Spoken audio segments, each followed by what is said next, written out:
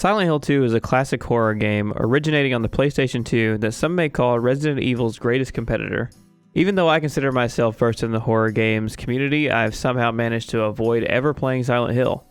Well, that's not entirely true because I played a good hour of Silent Hill 1, but never finished it. Silent Hill provides a different kind of horror, something bone-chilling and empty. Something that makes you fear the unknown more than you thought you could. Silent Hill will make you think about everything. So, considering spooky season is among us, or I guess slightly past us now, I've decided to give Silent Hill 2 a go and take on the role of James Sunderland, a man searching for his wife Mary after receiving a letter from her saying she's in the town of Silent Hill. Naturally, to keep things exciting, I'll be playing on the hard mode difficulty for the gameplay and hard for the riddle difficulty. When I first started, I couldn't have even told you what those meant, truthfully, but now I can say it means enemies are tanks and the puzzles are much more in-depth. So grab your brawn and your brain power and head into Silent Hill with me. We start off with James really going through it, staring at himself in the mirror of a broken down and destroyed bathroom at what appears to be a rest stop. James received a letter from his late wife, Mary, who died 3 years ago, telling him that she's waiting for him in Silent Hill, so he's come looking for her. Outside, we can take a longing look over the ledge to see nothing but a beautiful fog-covered lake in a true Silent Hill aura. I searched around the area, but there wasn't much to see except for an interesting sign. Hey, we come. They what? Although, before being allowed to exit, James mentions a map in the car for us to grab. With map in hand, we can now head down an extremely long, winding, ominous path. The game starts off strong with the ambience. Just the sound of our footsteps seems to hit you in the core of your being, let alone the noises you hear from whatever may be just out of view. Continuing down the path, we find a well, with a subtly simple red slip of paper inside of it. Red piece of paper. There's something in the well. What's that? Looking at this makes me feel like someone's groping around inside my skull. It gives me a weird feeling. That's how you save? What a funny way to save. Now that we know how to save, we can move forward to find a gate that leads us into a cemetery. Here, we meet Angela, another person who has been drawn to Silent Hill searching for someone. She's searching for her mother. She kind of calls us an idiot because James acts lost and there's only one road to our destination. But then she forewarns of the town, saying there's something wrong with it. She thinks James doesn't believe her, but James gets a real main character moment here. No, I believe you. It's just, I guess I really don't care if it's dangerous or not. I'm going to town either way. We say the obligatory, I hope you find who you're looking for, to each other, and then head our separate ways. But don't forget her, she'll be back. The path forward is long, get used to a lot of walking with your thoughts. The fog seems to get thicker and thicker, but eventually we run into signs of the town and we can enter a fence-like door in order to enter the town proper. Naturally, I spent quite a bit of time exploring my first go around the streets. Where do I go now? Oh dear. Flower shop. So I think that we are actually heading to Rosewater Park because it's underlined.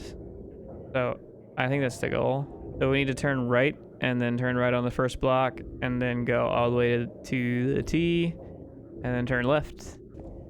Okay, so I need to cut a right here. Ah, are these marks blood? Oh, that's normal. Why would I follow it? The game's telling me to follow it. Hey, yo. We shouldn't go in there.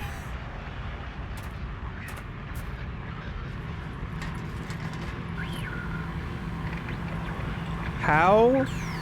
How did he not notice that?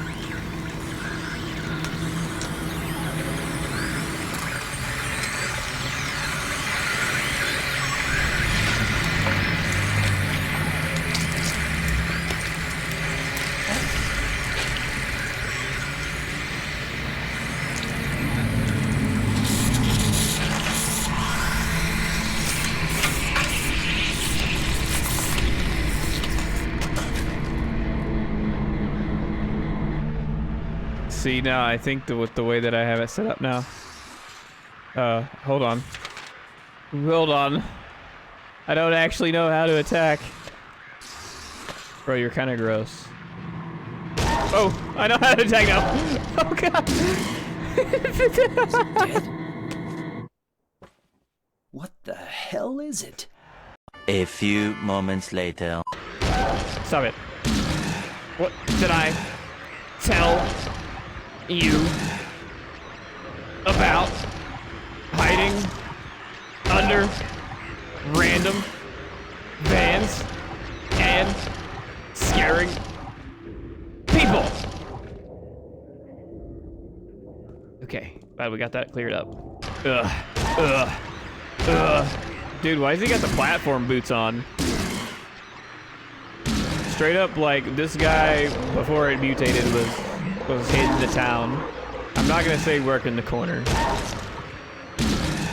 but hitting the town. It could have been a goth girl. Ah, whatever is down Saul Street sounds lovely. Ooh, what's going on in here? Hello? Oh, it's a save paper. There's a memo lying on the sofa. I'll wait at Bar Neely's. Oh, great. Somebody's gonna come spit on me. Bar Neely's should be on the... There it is. It says it's closed. There's another way in. I guess it shows a pathway to the park. What's that symbol at the end of Martin Street? I think that's a question mark, James. There was a hole here. It's gone now. Huh. Okay. So do we go for the question mark or the circle? I feel the question mark is probably the more obvious. Oh. Ooh, this is grotesque.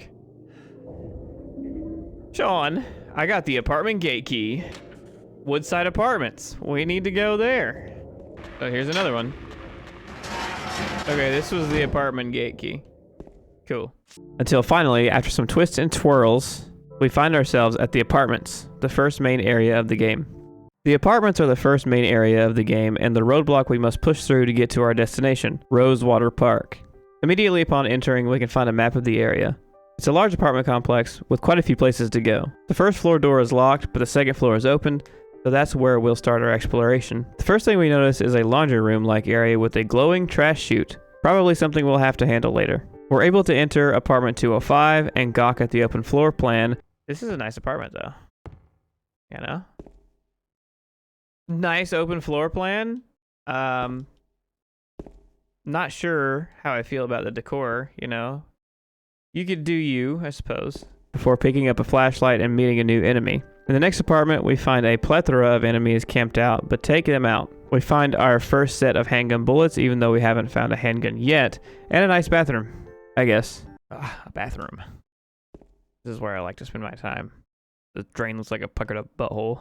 The hallways in the apartment are extremely tight, so I hope none of you have claustrophobia, because if you ever play this, you're gonna feel it. The next apartment we enter, we decided to test out hitting the wall for fun.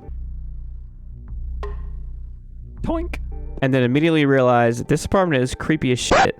Bro, this one's creepy as hell. What is this music? In here, we find our first riddle in the form of a clock. But for now, without the key to the clock door, we can't do anything.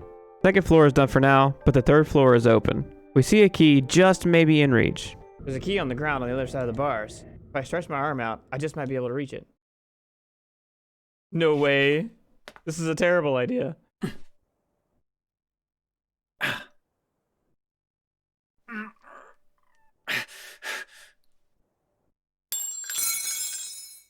Ow! Ow.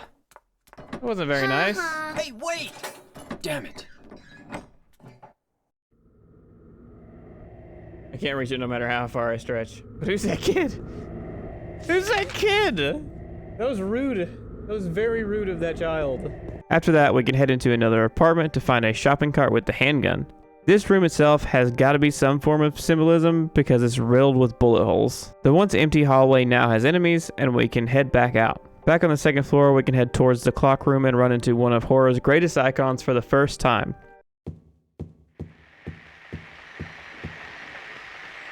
Oh my god, it's him!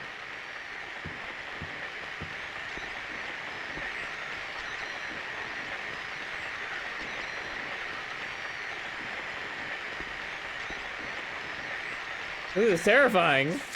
Inside the clock room is a whole lot different now, presumably done by our new friend, but more importantly, we find the key to apartment 202. 202 has the same ambience as the scarier rooms and has this fancy red light. There's also a few empty bird cages and a bed covered in dead butterflies. This totally means something. Don't ask me what though. Then we realize just how much of a psychopath James is. I think it's too dark to tell for sure, but I think there's something on the other side of the hole.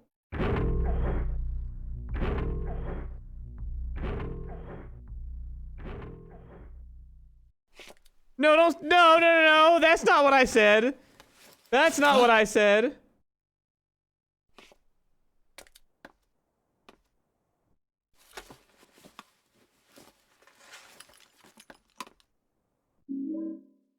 Anyway, we got the clock key.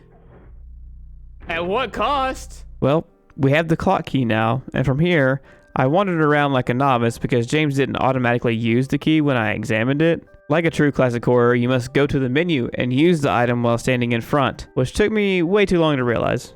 Once we finally get it open, though, the riddle came quickly. We can examine the names on the wall and see that they indicate the positions of each clock hand, and after setting them in the right positions, we can push the clock out of the way to reveal a hole into another room. Now we can head to an alternate stairwell and up to the other side of the 3rd floor. First room we enter on this floor is a shock to say the least.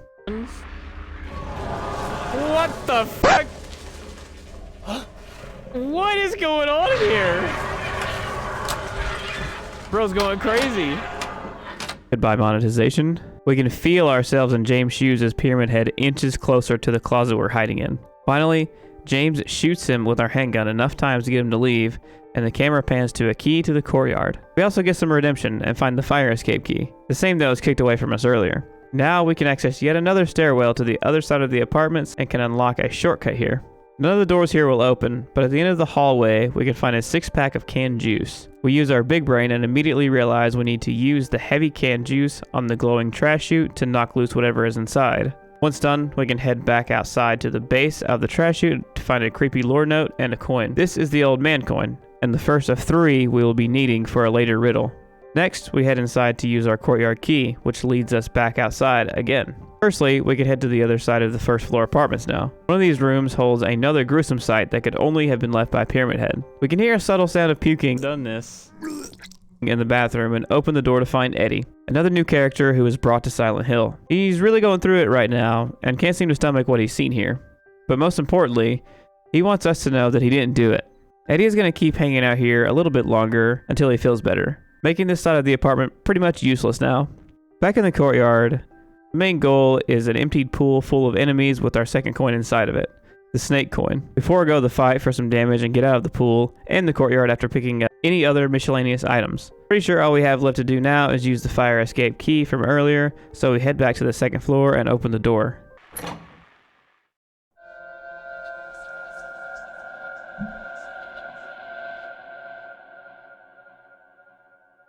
That's normal. There's no fire escape outside the door. Maybe they knocked it down when they built that building, when they built the building next door? I think I can get into the building next door if I go through the window in front of me.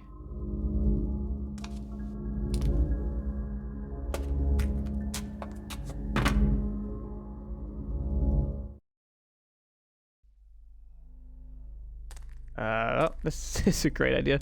I do like how they do like James's inner monologue in a way, you know, even though there's no one talking other than maybe him in his head. Now we're in the alternate version of the apartments, and first things first, we're sticking our hand in a nasty toilet.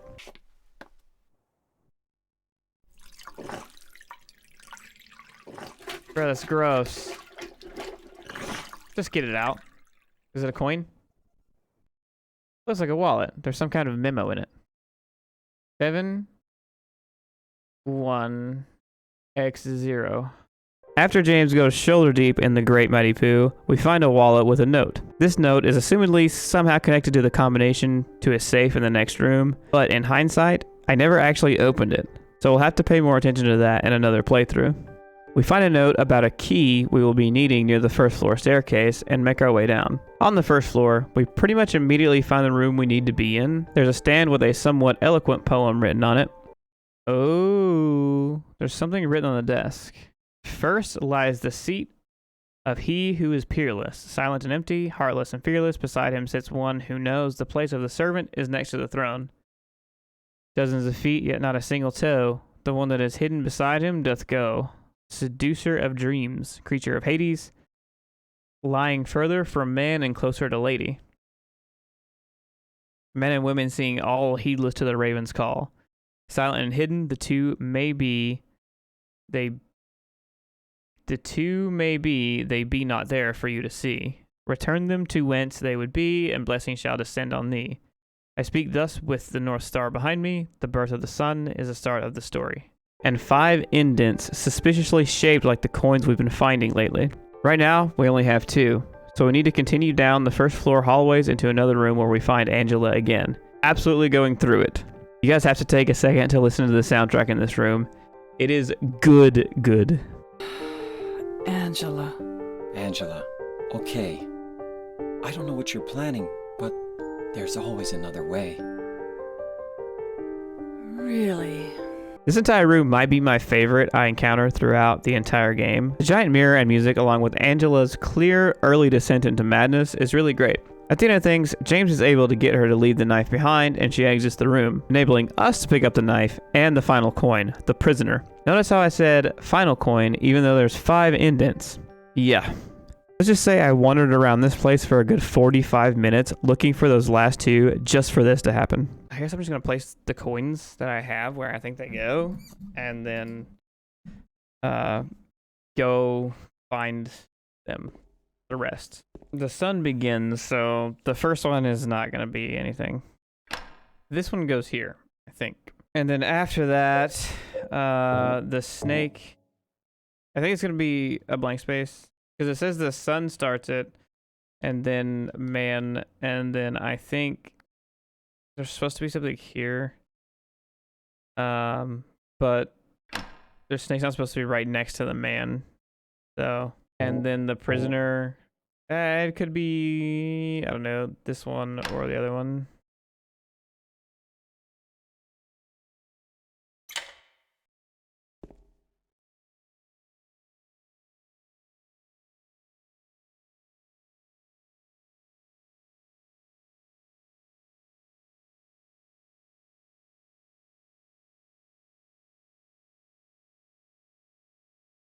There's only 3 coins. Anyways, we got the line house key. In the line room, I had probably the most spine-chilling horror game moment of my life.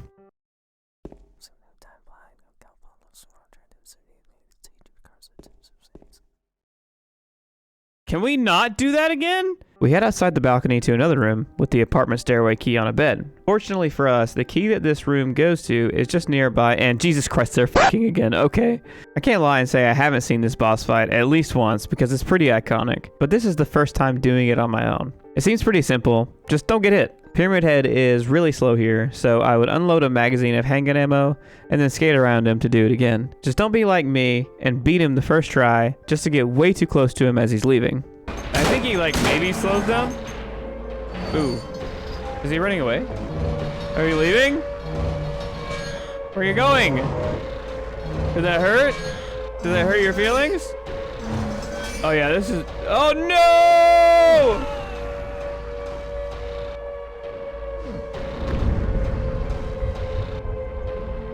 Yeah, so after doing that fight a second time, I gave him his space as he headed down the flooded stairs. And after quite the wait, he seems to have left and the water lowers, allowing us to head down ourselves. We head out the door and just like that, the apartments are over, and we can continue towards Rosewater Park. On the way, we run into the child, and she caps an attitude and says Mary as she runs off. James, she knew too much. The end of the path we're on finally puts us at the park. As far as items are concerned, it's nothing but miscellaneous ammo and healing items, assumedly designed to help us build up after our tango with Pyramid Head. Down near what seems to be a dock-like area, we run into someone James thinks is Mary at first, but it turns out to be Maria, who according to James, could basically be her twin. James kinda trauma dumps on Maria for a bit over Mary, and Maria kind of leads him in a different direction to look, making the Lakeview Hotel our new Mary destination. Oh, and Maria's coming with us now. We walk through Silent Hill for quite a long time, passing a boat dock and historical society along the way, until we reach what is pretty clearly a dead end, and pretty clearly someone's dead end. On the dead patron's body, we're hinted to head to Pete's Bolo Rama. Once there, Maria opts to stay outside while we enter to find not only Eddie munching down on some pizza like nothing ever happened, but also the same little girl from earlier. We find out the little girl is looking for Mary and she runs off before we can speak to her. But talking to Eddie tells us he might not be completely mentally stable. But he does tell us the little girl's name is Laura. Maria says that she saw the direction the girl ran off to, and we give chase up to a dead-end alleyway only the little girl could fit through. Fortunately, there's a strip club joke nearby. It's no good. It's locked.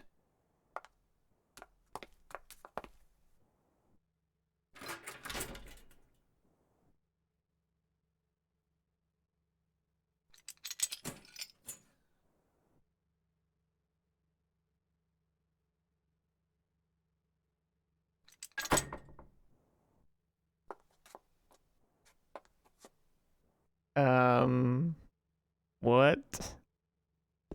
What just happened? Ooh, nice camera angle. Paradise, Heaven's Night. Oh yeah, it's a strip club. I thought so. No wonder she has keys. Oh, she has keys. Light bulb. I know why she has keys to the strip club. Outside, Maria shows she's a master at teleporting. Oh, Maria's gone. Wait, how'd you get down here? Are you the merchant? Do you star in Resident Evil 4? How did you get down here?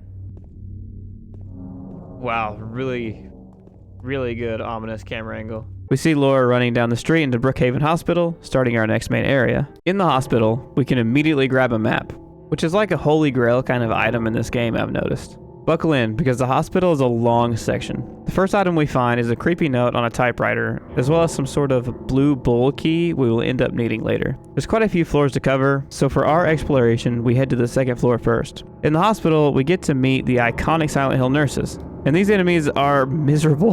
They hit hard, are fast, and literally take like a million hits to defeat.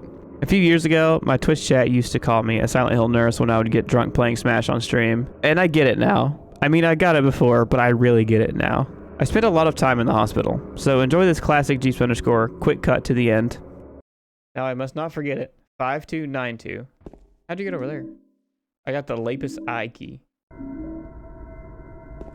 If all that's in here is shotgun shells, oh my god. Okay. Oh, a health drink too. Oh god, okay. Ah, examination room key. Okay. I was about to say, I don't think there's just nothing in here. There it is. I got a shotgun.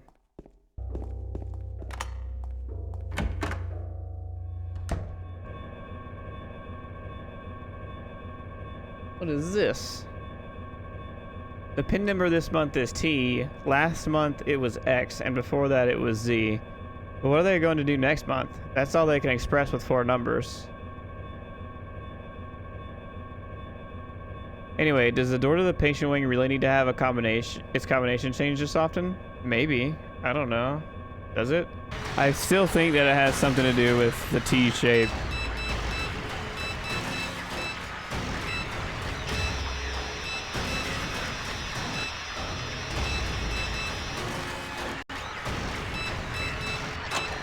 Oh shit! I'm a genius. All I did was guess. I just killed her. You can do that, I guess. S3, number 1. Oh, cutscene. James. Wait a minute. I'm kind of tired.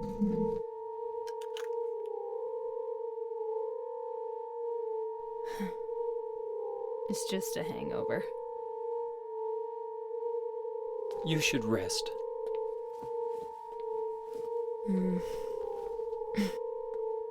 So comfy. I'm gonna go look for her. For Laura. I'll be back as soon as I can. Okay, I got the key to the roof. Nice. Oh, this is good. There's something stuck in the drainage pipe. The hole is too small. I can't get my hand inside to reach it. Maybe if I had a long, narrow tool of some kind. Is this the box?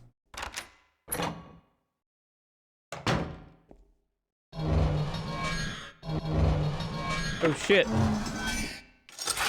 Look who it is.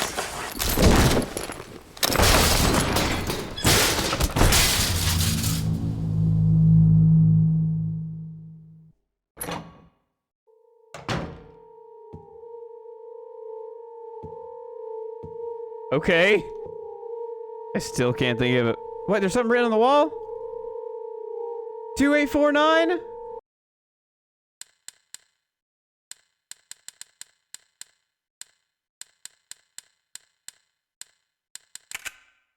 Yes, let's go.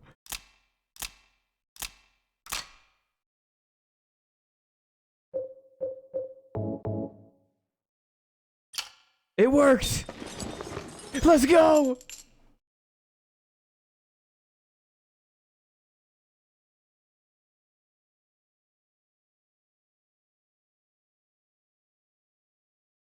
Okay.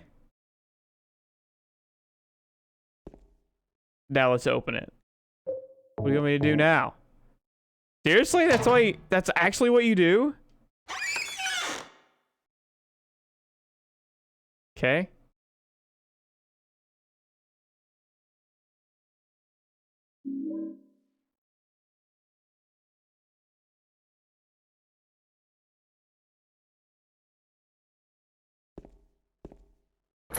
Okay. Ow!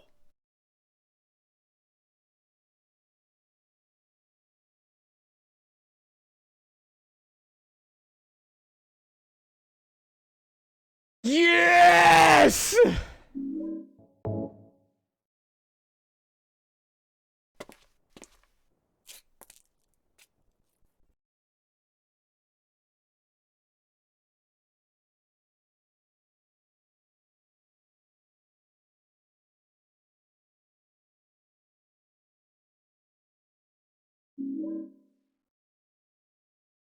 An elevator key. Okay.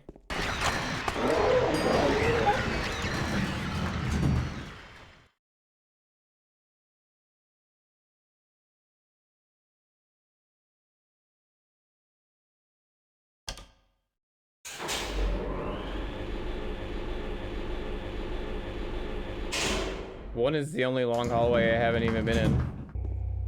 More bears. Oh, the little girl. Hey. Laura? Huh? You know my name?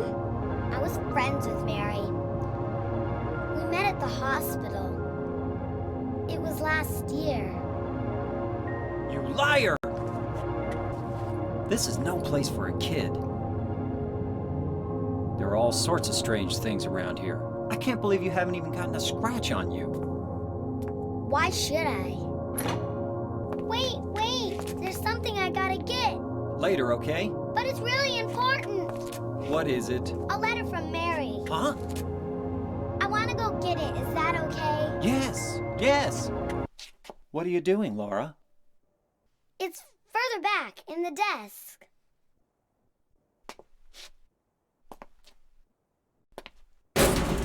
Laura! What are you doing?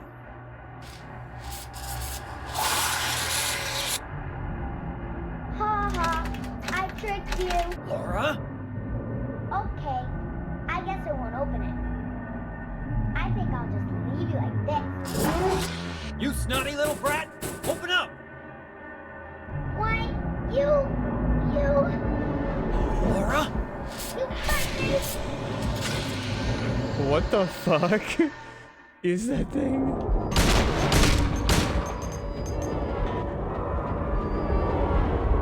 I think I got 2 of them. Did I do good? Oh, there's the third one. Okay. It's gotta be it, right? Oh, that was weird.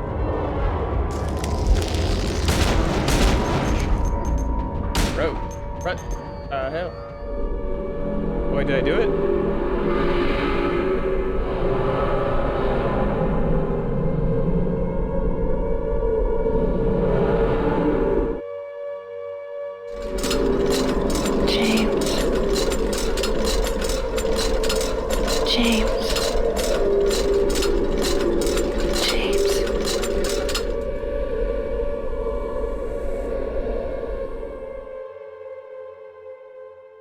Okay. What just happened, dude? What the hell? What? Oddly enough, the hand part of the painting is actually 3D and sticks out. Yeah, so you gotta put something in the hand. Duh. Number 15. Burger King's foot lettuce. Parts of the wallpaper is torn. I see something drawn on the wall beneath. Are those hands searching for something? Or are they just a sign of pain? Huh? Guess we'll open the refrigerator.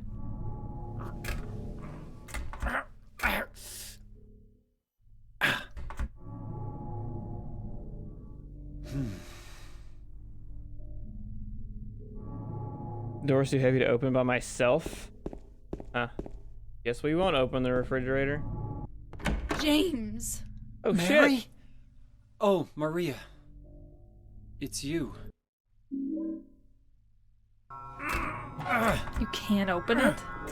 Yeah, Maria, give me a hand here. Come on. You're supposed to be the big man around here. How's a little girl like me supposed to help?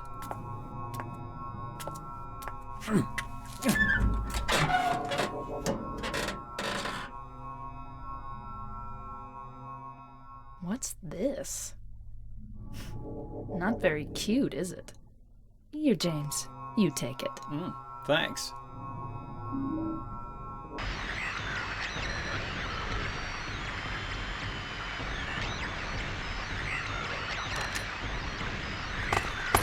Nice, it opens. We find ourselves in a long, dreary hallway, and we had no idea what was coming. Ah! Ah! Ah! Ah!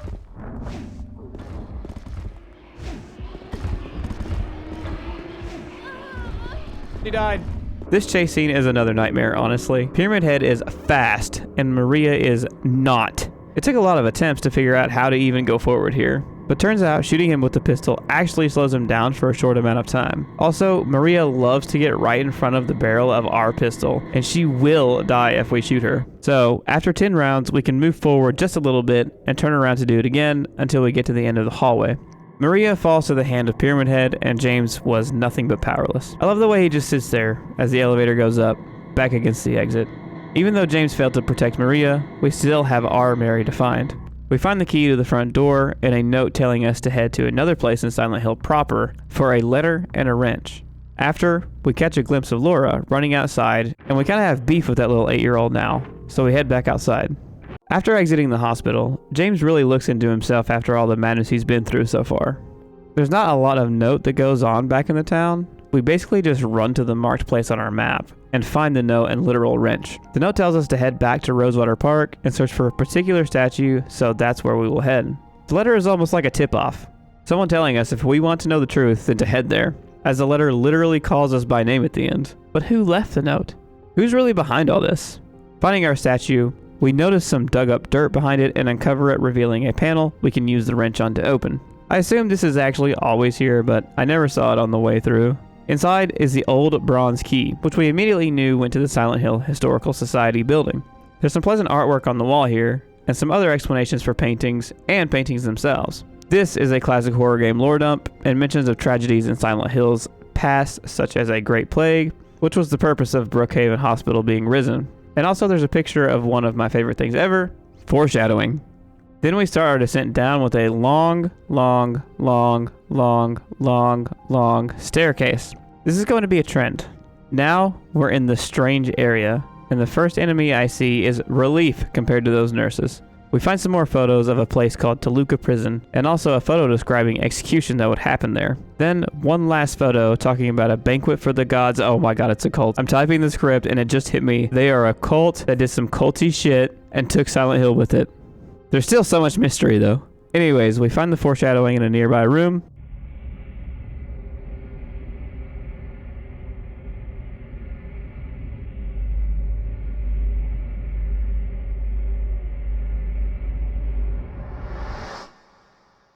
Damn, he actually did it. Why is he listening to what I say? Oh my god, he's dead! We stand up on a well, and we got really lucky, honestly, because I started beating the wall with my stick jokingly, and after 4 hits, the path showed itself. We're in something of a waterway now, and enter a small room with the spiral writing key in it. But when we try to leave, we're not so lucky. Once we open the menu and use a random battery we found at the hospital, the room is full of cockroach enemies. At first, we tried to interact with the keypad by the door, but it wouldn't work for some reason, so we flail around until it does. The keypad is worn down on 3 keys, so there's only like 9 possible options, so after 2 or 3, we're back out in the hallway. We find a twisted, inverted-looking room with doors on the walls. It took a minute, but we used the key we just found on the grate on the ground. Yeah. And then are able to jump down yet another hole. At the bottom, we find Eddie, who seems to have really come into himself, I guess. James and Eddie have a real shrink moment, and Eddie tries to lie about killing the person in front of us, almost as if he forgot to the first time. He's come a long way from pizza in the bowling alley, so he confidently takes off in the door in front of us. Now, we've landed in Toluca Prison.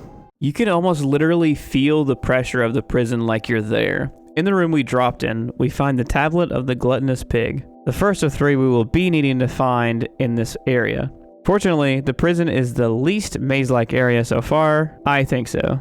So it's pretty easy to get around, especially since we're still dealing with the beginning game enemies. In a cell, we find a wax doll and a totally not alarming set of book titles. I guess I shouldn't worry about these too much. I have a feeling we probably should worry about all those aptly named books. We walk out to the execution ground for the first time, and I swear you can hear something moving under you the entire time when you're in there. There's something under us.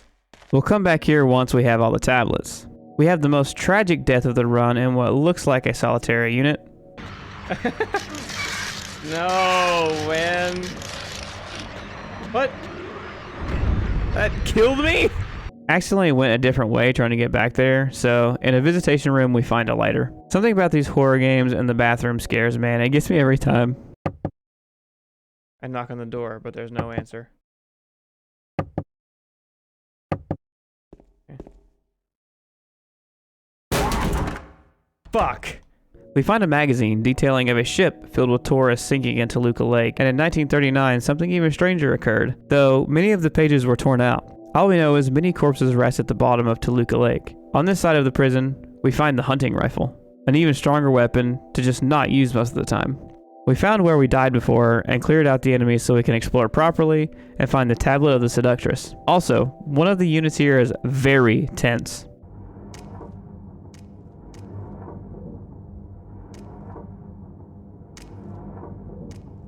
There's something very intense about this room. I don't know why.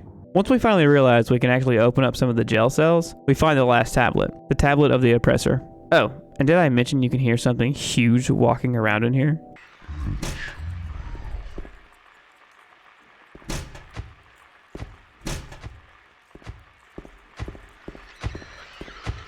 What the fuck is that though? Like for real. Now we can head back to the gallows to place the tablets, and once placed, a blood-curdling scream is heard.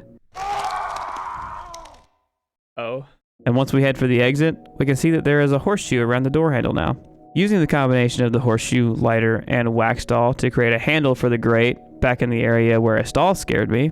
And guess what? We get to jump in another hole. Now we're in the underground portion of the prison, and the first room is the morgue. Oh, guess what? After yet another hole, we're in a very tense area. And then, well, at least James is self-aware.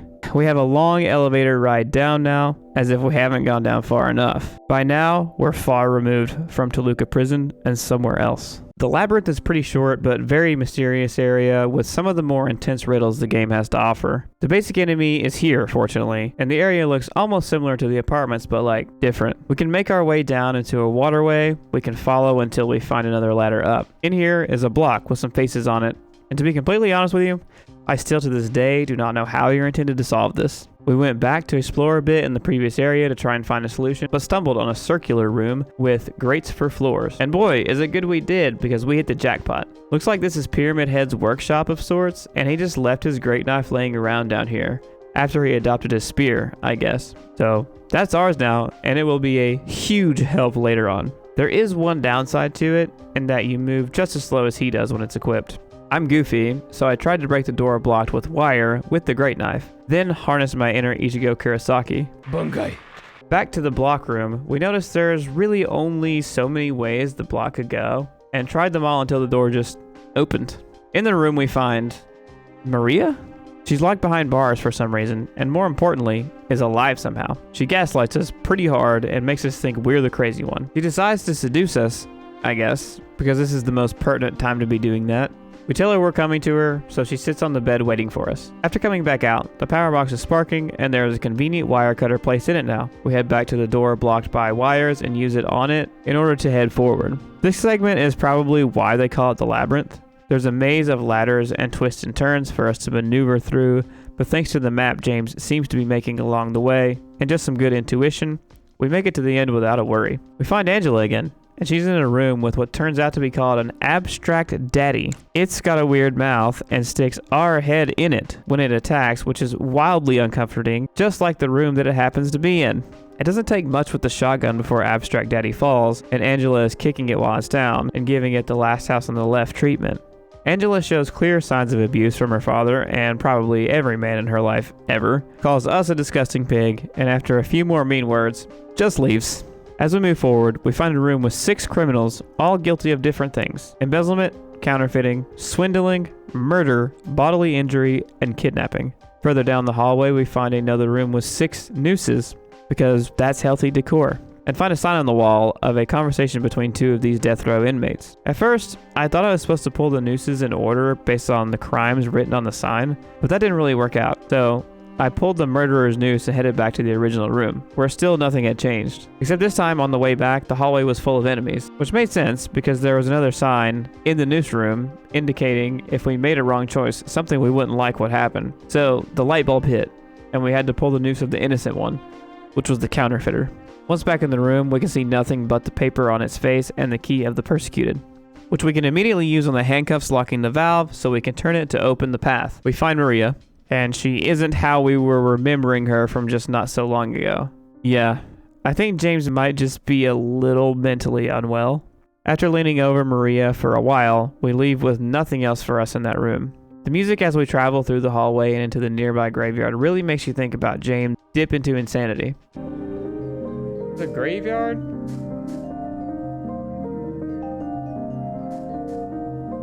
Dude, this track is so good. We have one more hole to jump down, and then another staircase as the hallway at the bottom fills with fog and the door at the end is covered in red. It's Eddie, and he's completely come into himself, killing anyone who even looks at him the wrong way. Honestly, I have no idea where all these humans are coming from, but they aren't lasting long because of Eddie. James tries to reason with him, but Eddie is too far gone and starts shooting. Eddie likes to run up close to us and punch us, as well as use that magnum-looking pistol he's got. He does a lot of damage, and we pretty much have to trade shot for shot for him when it comes to using anything other than the pistol. Eventually, he runs off into the next room, which is a meat-filled deep freeze. Eddie talks about how it sucks to be bullied, and how he killed a dog and thought it was fun, and then shot someone's knee out and enjoying hearing him cry.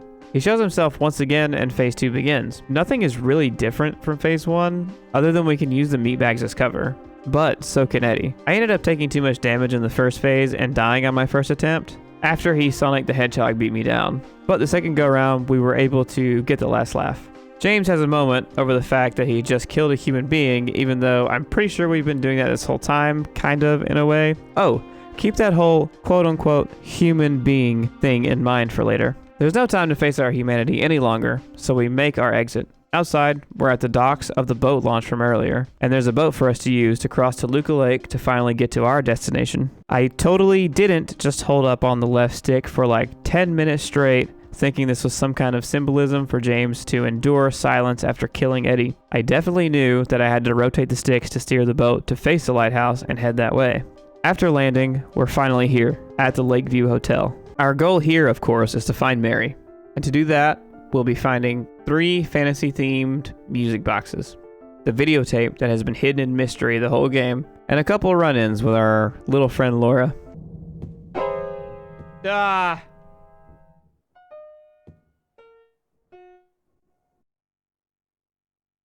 Did I scare you? The kid! Yeah, you did. But How are they just don't besties tell Rachel, now? Okay. Who's Rachel? Laura, how old are you? I turned 8 last week. So, Mary couldn't have died 3 years ago. Could she really be here? Is this the quiet, beautiful place she was talking about? Me and Mary talked a lot about Silent Hill. A drawing done by Laura. Cat? That sounds big. Oh, it's you. What the hell? 2 shotgun shells isn't that bad. Those guys are little chodes, though. James! What? Ah!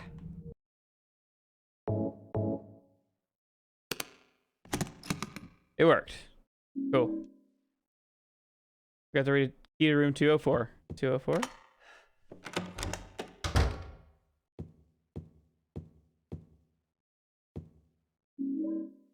Employee elevator key. Okay. Well, we don't have that yet.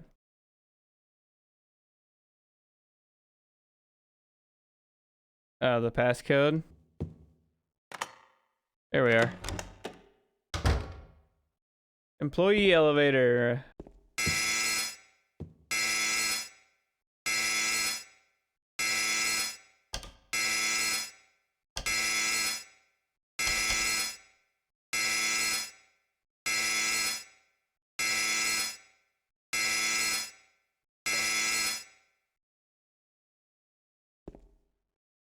What the hell is that supposed to mean?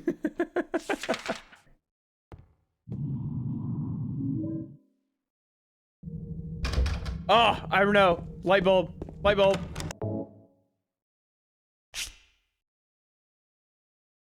Kill. It is.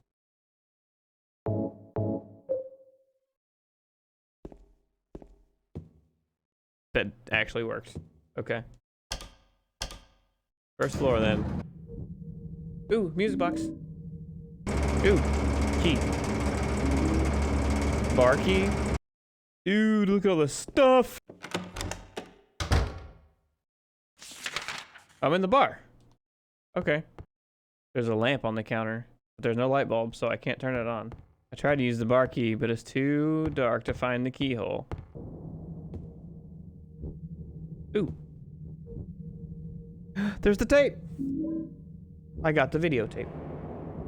And there's a can opener.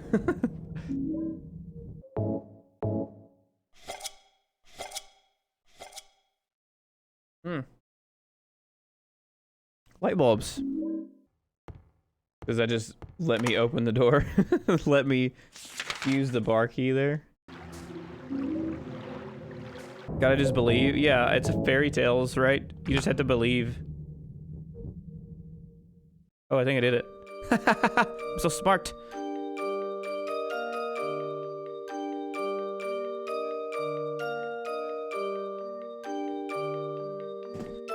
I was like, I'm pretty sure I examined it several times. Hotel stairwell key. We're going to the 3rd floor, boys. Oh, the music just keeps playing? Okay. Sure. I just wasn't standing in the right spot. As per usual. Are you taping again? Come on. I'm so excited to find out what I don't happened know on the tape. why, but I just love it here. It's so peaceful. You know what I heard? This whole area used to be a sacred place. I think I can see why. It's too bad we have to leave. Please promise you'll take me again, James.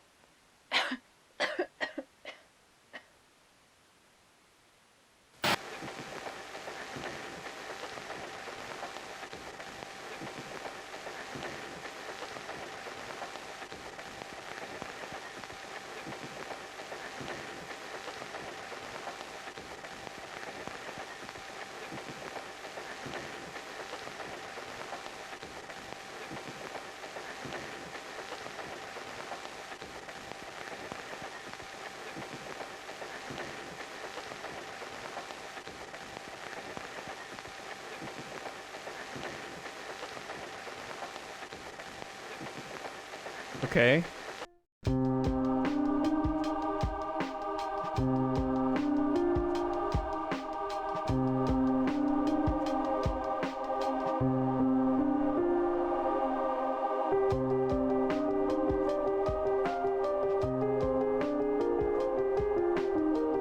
What a good track.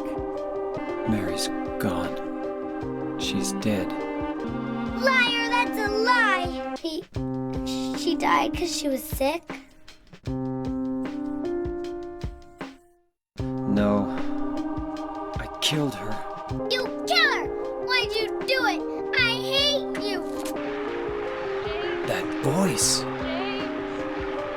Please hurry. Are you lost? I'm here. I'm waiting nearby, James. Guys, I think the ceiling's leaking.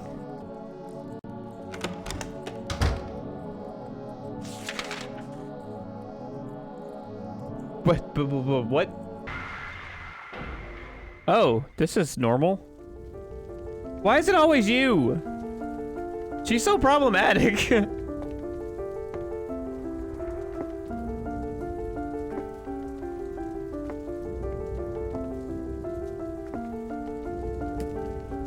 Mama! Mama, I was looking for you. Oh dear. Now Oh you're the no. only one left. Maybe then I can rest. Mama, why are you running away?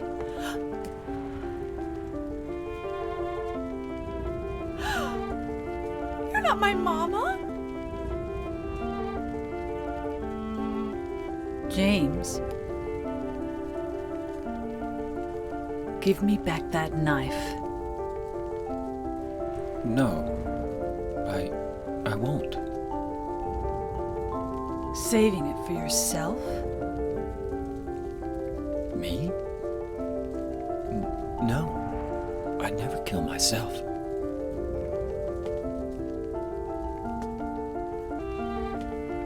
It's hot as hell in here. You see it too. For me, it's always like this.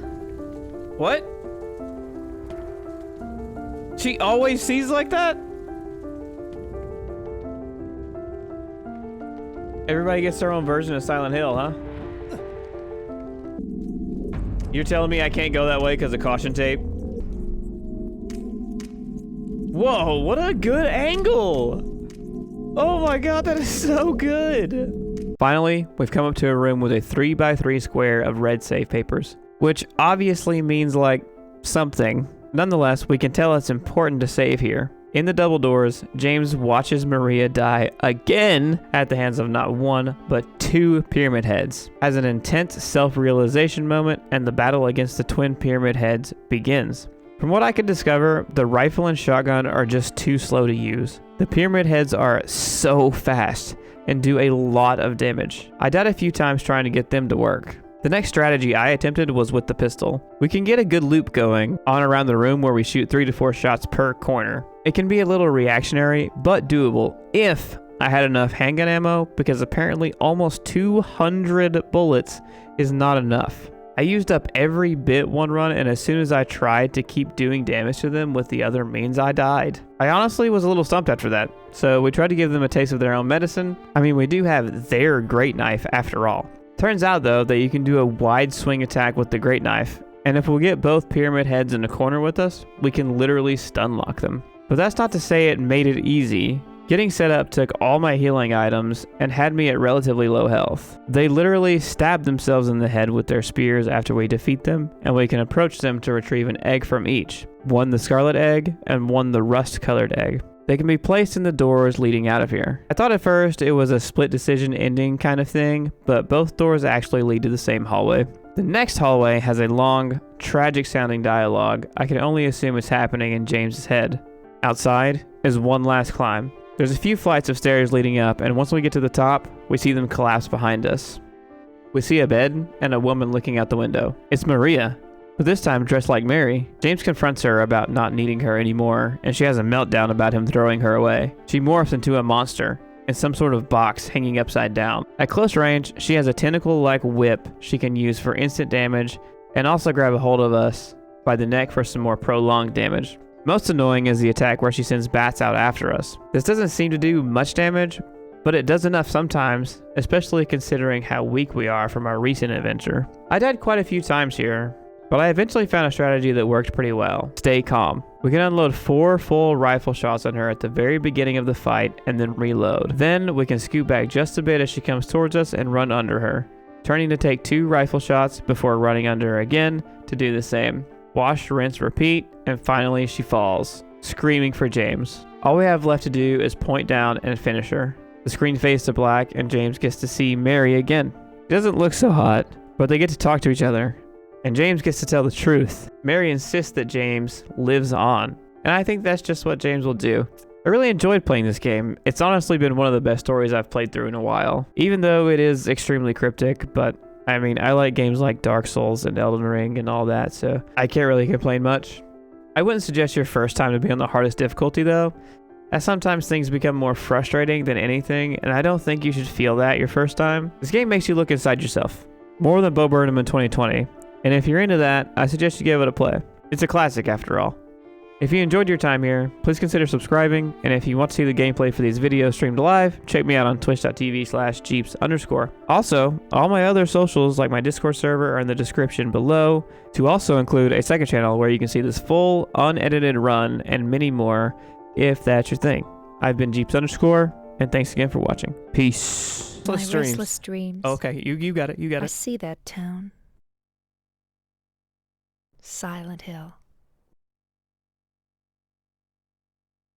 You promised you'd take me there again someday, but you never did.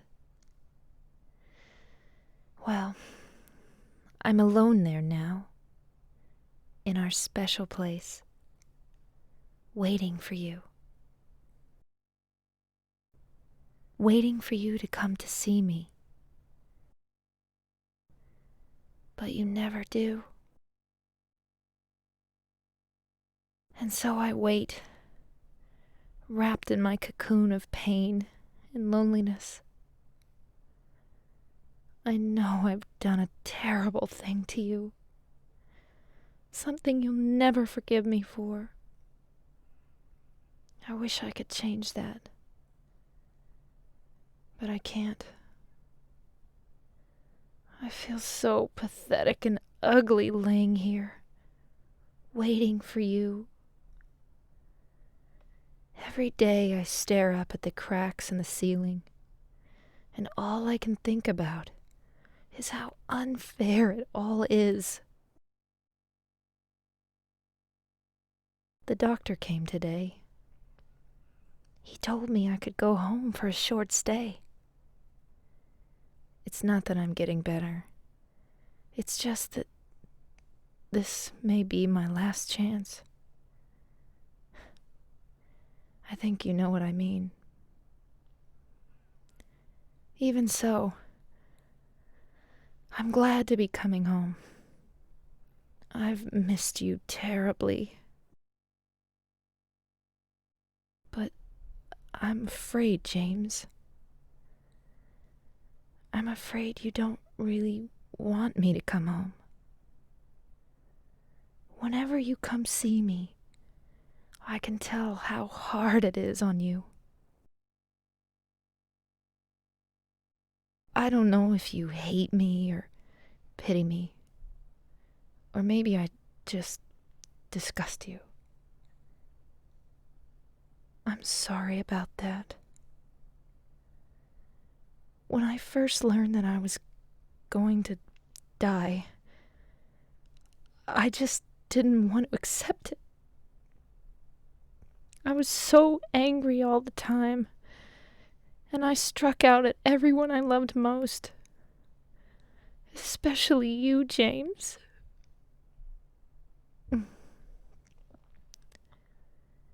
That's why I understand if you do hate me. But I want you to know this, James. I'll always love you. Even though our life together had to end like this, I still wouldn't trade it for the world. We had some wonderful years together.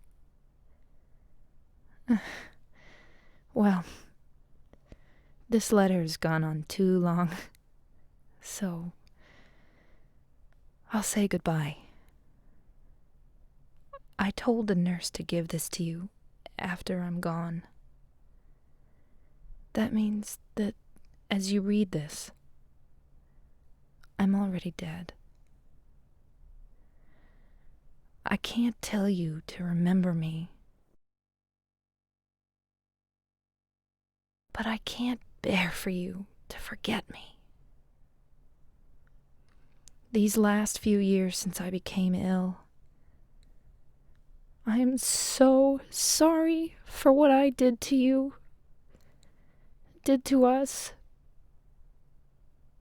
You've given me so much, and I haven't been able to return a single thing. That's why I want you to live for yourself now. Do what's best for you, James. James, you made me happy. Damn, I'm gonna fucking cry, bro. Jesus.